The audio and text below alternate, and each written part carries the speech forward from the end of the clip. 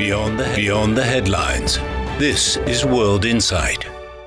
Hello and welcome to this CGTN special, the global debate. I'm your host, Tian Wei.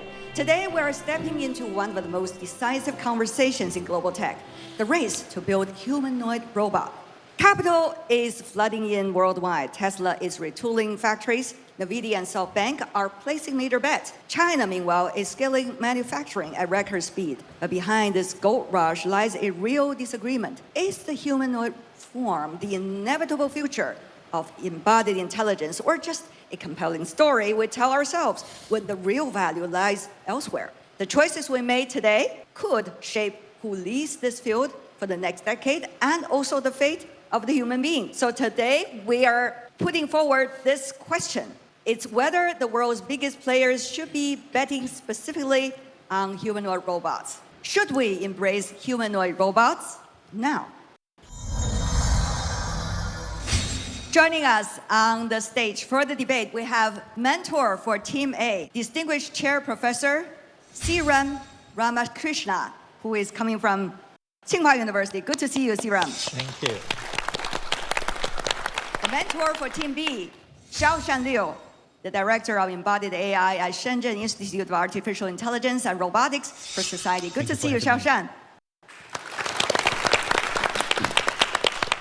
Meanwhile, for Team A, Andy Mok, the author of Innovation Machine, How China Creates and Adopts Technology Through Governance. Andy, thank you for being our special guest. The special guest for Team B, Fan Haoqiang, co-founder of Dexmo, an embodied AI company. Good to see you, Haoqiang. Rounding out our teams, we also have student debaters coming from Tsinghua and Peking universities. Please let them introduce themselves. This time we speak in from this side. Hello, my name is Leopold Lin.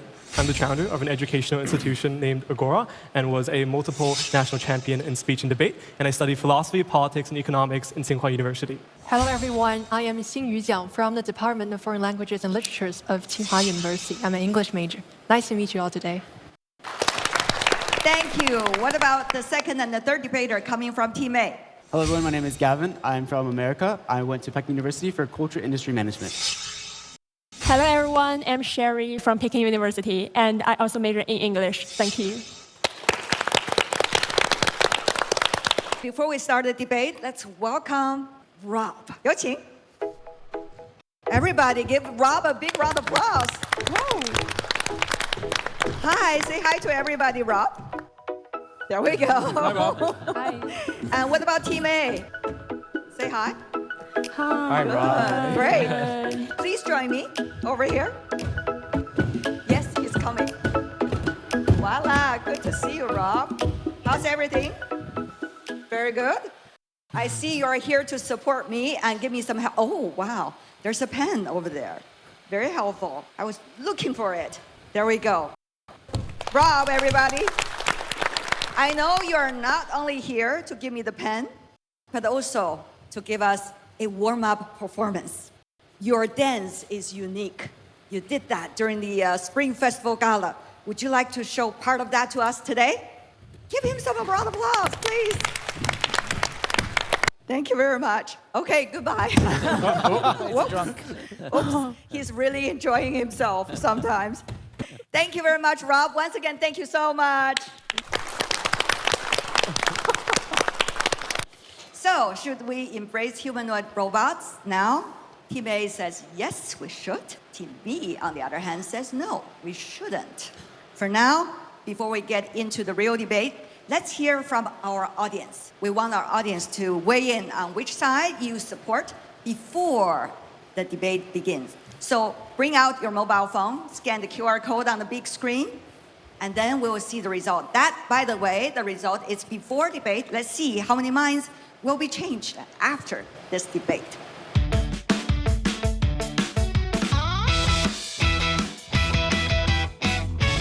And now we got the result. Should we embrace humanoid robots? Now, at this moment, we see more people embracing the idea. 59%, we should. On the other hand, 41% said, no, we shouldn't. That is the result before debate. Once again, we'll see how it would eventually be changed after the debate. So let's get the debate started. Each team will give a 3-minute opening statement. 3 minutes only. Team A. Ladies and gentlemen, we must embrace humanoid robots now. First, let me define our terms. By we, I mean all of humanity, for whom the benefits are far too great to refuse. But I also mean China. Only it has the potential to build not just the hardware, but the governance to make them safe and good for all. Next, humanoid robots. Machines that look like us. A head, a torso, 2 arms, 2 legs, that can also learn, reason, and act on their own. Embrace, make it a priority. Put our attention, our money, our talent, our policy behind it on purpose. Now, today, as someone who is trained as an economist, everything is supply and demand. You can't teach an old dog new tricks. Let me start with demand. The demand is already here. We are growing old. Our workforces are shrinking in our hospitals and on our factory floors. China feels it most, and it only gets worse from here. The need is now. Supply. For these robots to work, 5 things must come together. The AI model, which is the brain, the sensors and the actuators, which are the limbs, and the batteries, which provide the power. Those 3 are the hardware, but the most important are the 2 you cannot see. Deployment. Does each robot learn on its own, or as one fleet learning together? And standards, the shared rules that make the pieces compatible, whoever builds them. Look at the shipping container, not a new technology, just everyone agreeing on the same box. Within 20 years, trade among industrial nations grew 700%. Standards, not technology, transformed global trade. Humanoid robots are at that moment now. Whoever sets the standards shapes the world that follows. And only China can integrate all 5 layers at global scale. That capacity has a name, governance. It is the argument of my book, The Innovation Machine. Governance is the technology that makes all the others possible. China also offers the Global Civilization Initiative, the idea that every civilization has wisdom to share. An ancient Jewish sage asked 3 questions. They're the whole of this motion. If I am not for myself, then who will be for me? That is China, a nation acting on its own necessity. Thank you very much. Your time is up. Thank you. Appreciate it. I'll focus on China to be the statement coming from Team A. Let's go to Team B. Opening statement, 3 minutes. So hello everybody. So thanks my opponent for his speech, and we disagree on the definition of few terms. First, we see in this motion, we think it should be the companies, because humanoids are goods. They are not nuclear weapons. They are built by the companies. They come from the industry, and if the companies or the industry don't build it, we cannot see them anymore. Next, the term embrace. They say that it is just give it priority, but we interpret it as large-scale investment, all-in investment into it. Otherwise, we can't make any useful humanoid otherwise. And third, it's about the timing. The motion says that we should embrace humanoids now, and we take it as within 5 years, because that's the time scale that a company can tolerate. So given all these definitions, our position becomes clear. No, not yet, and not in this way. So our first argument is about the form factor. Humanoids is only one particular type of the robots. And for most real-world cases, it is far from the most efficient one. If you just want a robot to move around, then you can have dogs or wheeled robots. That's much faster. And if you look at the factories nowadays, they have deltas, they have skyras moving at a tremendous speed that humanoids will never reach. So humanoid is only one tiny part of the general idea of robotics, and we should not confuse these 2 concepts. Second, we are talking about the embodied intelligence issue. So instead of focusing on humanoids with just one type of robot, we should invest in the broader area of embodied intelligence so that robots of all forms can benefit from it. Third is about how to invest. At this stage, we are not embracing it. we are actually nourishing it. We are building the data pipeline, the simulation protocols, the standards, all the infrastructure to make a robot really work.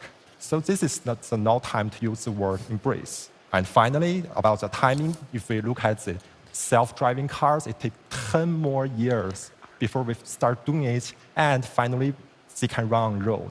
And there's even a longer way to go before we can make profit of it. So we don't think now it's the right statement for the timing. So in conclusion about the humanoid, let's be ambitious, but not reckless. It is the brain, not the metal, that gives the magic. And we have to give it more time before we can really see useful robots walking around. It's not about making factories full of robots. It's just like, it's about how to make them work and bring value to our society. Thank you. Thank you very much, Team B. Bringing razor focus to some of the important issues within the debate. Thank you very much. Now, let's move to the crossfire segment of our debate. Team B, you're up first for the question to Team A. And then, of course, we'll flip it around. Okay, let us set our foot on the ground. Where do you see any scenarios that humanoid robots cannot be replaced by its counterparts? On wheels or on tracks? I mean, in hospitals or factories or warehouses, these robots might be as much, not even better efficient than they do. And in households, will you really welcome Rob into your household? Okay, for example, I do social media. I work with a lot of these AI companies all the time. I get to see all the newest and coolest robots ever. I get to see all kinds of designs. But in reality, our world is built for humans. And so from my personal experience and from societal experience, human robots, the design itself, is the ultimate design for now. Not saying in the future, but for now. Human-sized robots and shaped robots are the now. Because it doesn't cost time, it doesn't cost money, it doesn't cost extra time.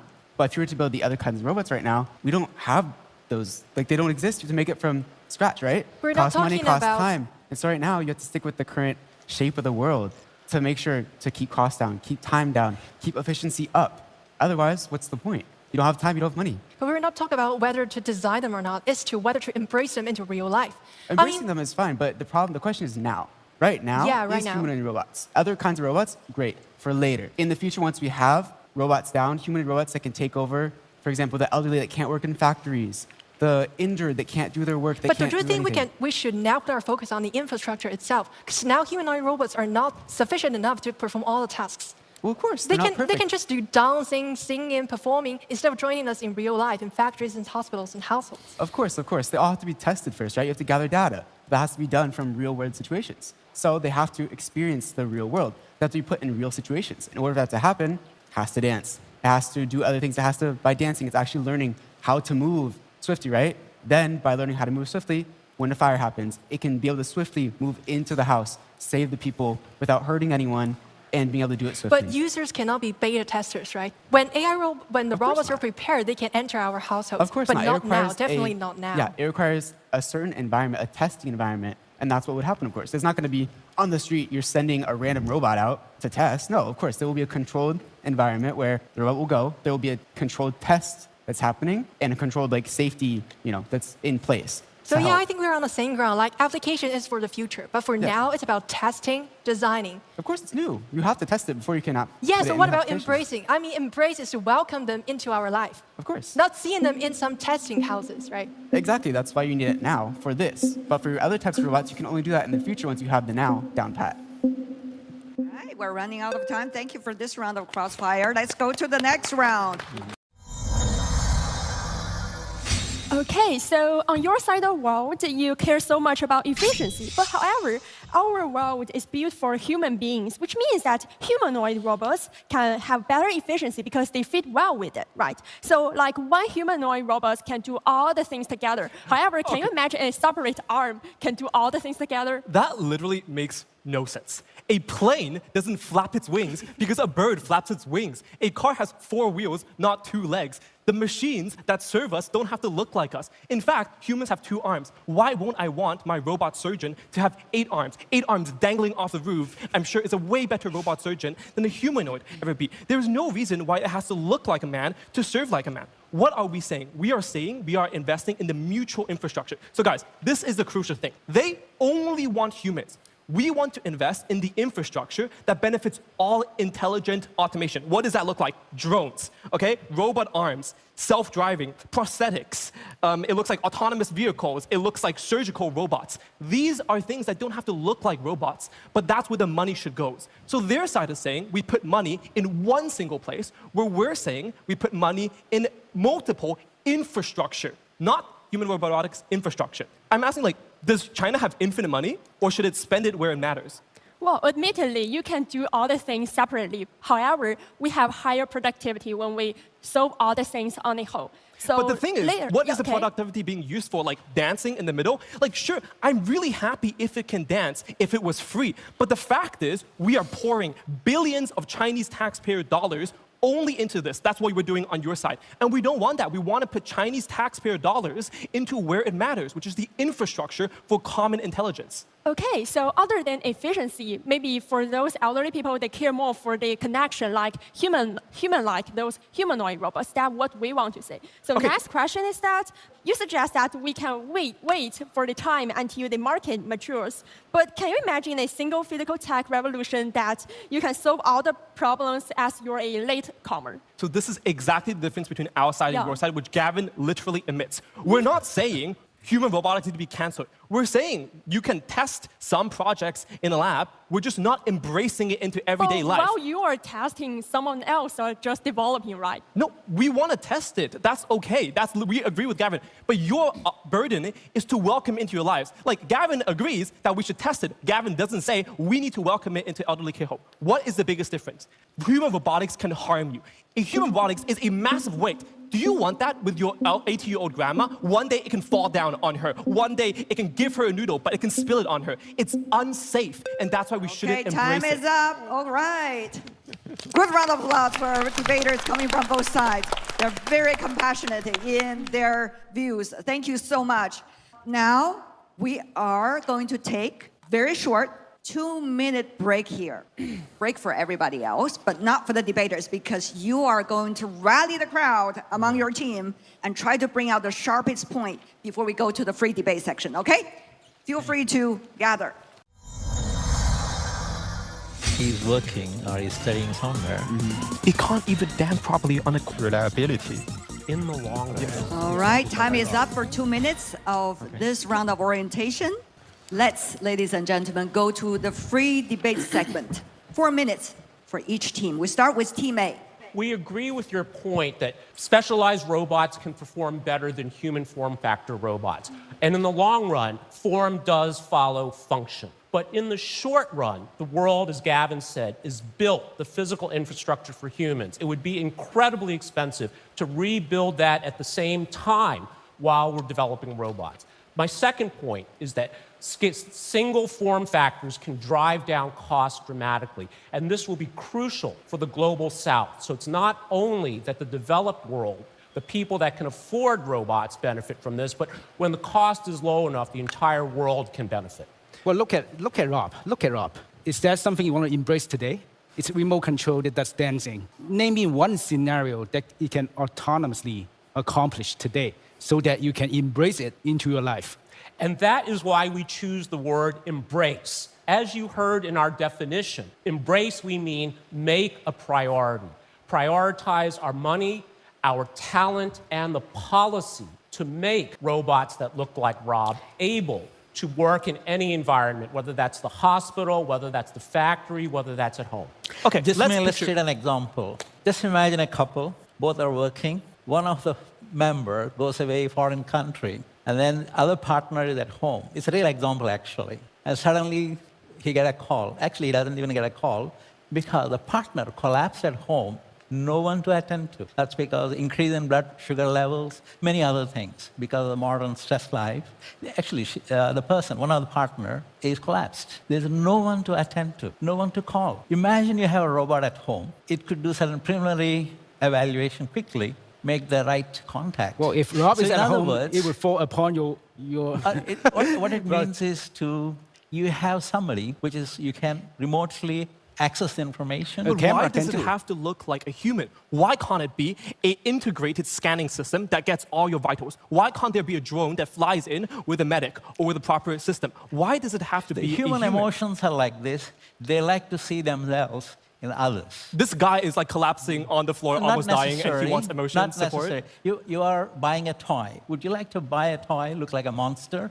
Would you like to buy a toy which looks like reasonably okay? I want a toy that works. I want something that Exactly. actually serves my purpose. And here's what you don't explain. So let's picture paint here for people who wonder where this is in. Okay, let's take a factory. In a factory, on an assembly line, you have simple to complex jobs. Those jobs right now are done by single mechanic arms that are reliable, that can paint the same task repeatedly. What happens when you turn this into a humanoid robotic? A human robotic is heavier. It is insecure. It has so many more junctions and decisions that it's able to make. It can make decisions easily. So the fact is, when you put a humanoid robot into a factory, the error rate is something like 2-digit Let me percentage. give an But if you example. have For a single example, arm, it is able to be secure. So why replace something that is already working with a new form? As I said, economics. We have to drive the cost down. If we're making 10, 100 different kinds of robots, the number that can be produced is going to be much smaller than if we had a single form factor for every kind of use case. The other thing that we have to remember is our definition of humanoid robots are not only physical form factor that look like Rob, but also have the brain that can learn, reason, and act independently. Well, let's embrace it until we have it. We don't have it today. Well, And so then how we are we don't gonna want a do toy yours? at home. We want something that works. It simply does not work today. But in other form factor robot, vacuum robot, you talk about volume. China ships 20 million vacuum robots per year. That's volume. We ship how many of them? 3,000? Like, I don't understand. So 20,000. it seems like your argument is that the human body is the peak of evolution. But that is not the case. There are many things that robots can do right now that we can't do. I can't climb under my bed in the crevices. I can't go up on the roof. I can't fly. So why don't we invest in infrastructure that is able to solve all of these problems? You haven't told us, even in 10, 20 years, but which, by the way, is an immensely long term that you're trying to win on, why is it that human is the ultimate form and it's not something else that we don't know and we need the infrastructure for? It's not You the- misunderstand. We did not say long-term ultimate. We said now. The The long term, question we is agree now. with you. Form follows function. This is why jet airplanes don't look like birds. But that takes time. And if we want the benefit, and as we said, we is all of humanity, and the benefits are too great to receive, we should be delivering them as quickly as possible, and that is the humanoid form factor today. Gavin, That's and exactly the harder way for robots to use man-made tools. They should use robot-made tools. And you talk about the short-term impact, so we should forget about whether AI will get a breakthrough in the near future. We are talking about now. Now, the machines can't only do pre-programmed fixed trajectories, so they should use tools of their own. Gavin, and also, you say that robots is a universal type. No, humanoids are just a special form that mimics human. It is also the specialized robot. And by doing it, we need many small motors and joints that dramatically increase the cost instead of reducing it. No, I was like, Gavin and Andy, you can't pick and choose your side and time frame and your stance however you feel like. On one hand, you say, we want it right now. We're talking about the now. We're not talking about the long term. On the other hand, you're like, oh, I know Rob can't really dance, so like we're going to wait until he can magically rescue someone dying on the ground and not fall on them. You have to pick a stance. Well, that's the whole point, is that the question is not 10 years, 5 years. The question is, literally, the question is asking, let me read it for you in case you forgot. The question is, should we embrace humanoid robots now? Are you Now going to being the embrace key Rob point. now? How do you know Rob is not going to fall on this old lady Okay, instead of let me saving pose her? a question for you. How do you expect us to go from 0 to Well, you 100? don't And have that's to mimic long a bird term. what And makes- that's long term. Thank you for answering the question. So we should wait, you embrace literally it in the long contradicted term yourself. instead It's of long now. term. It's not now. The question is now, but in order to get to long term, you have to start somewhere. You have just to said start it's somewhere. not now. You just said it's not now. Yours is not now. You have to start somewhere being that somewhere. Rob is the somewhere to start for us to understand how robots work, how to embrace them Okay, for life. 20 seconds Okay. left for Team A. Go ahead. I'm Siren, sure you've Siren. heard of Moore's Law, processing power doubling every 18 months. People say AI is doubling in power every 6 months. In China, Now we is use the Tao's right law, time. not Moore's law. But in any case, we want to train humanoid robots for the human space. A classical example is in Beijing recently, when you invite... Your time is up. I'm so sorry. I know you have brilliant We have points 39 to seconds. be made. Okay. But later you have your time for final roundup. But for now, you also have 39 seconds for Team B. Anyone coming from Team B could speak 39 seconds only. Go ahead. Sorry, we have to lecture you for 39 seconds. Well, you said now. That I disagree. This guy has no brain, no proper software to make it work, no proper hardware to make it work. So our stance is to make it wait. Let's get those components ready so that we can move forward. Then we have a thriving humanoid robotic sector, but not today. Yeah, I'm going to jump in and say, right now, we are on an empty, clear, and safe stage. You are trying to embrace them into complex real-world environments, factories, hospitals with people, noise, and obstacles. How are you trusting this person to be embraced now? Okay, our time is up. Very good arguments, I would say, from both sides. Shall we give them a warm round of applause? I'm fascinated by all the points you're making. Terrific, terrific. Thank you so much. If you'd like to join us, the future debates, follow us on YouTube and Facebook and leave us your comments below. I'm Tian Wei. See you next time. Bye.